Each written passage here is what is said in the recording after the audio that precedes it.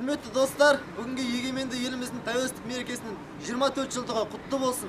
Қостанай қаласының студенттерінің атынан тек қана бір азғантай шоғыры бүгінгі егеменді еліміздің тәуелсіздігімен шын жүректен құттықтайды. Туымыз тұғырлы, еліміз аман болсын.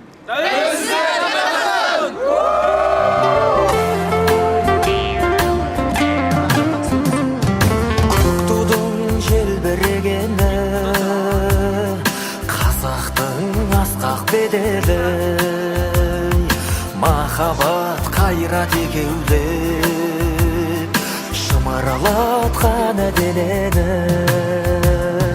Көктудың желбірегені жаныма қуат береді, таласқа түссе жан мен ту, жан емес маған керек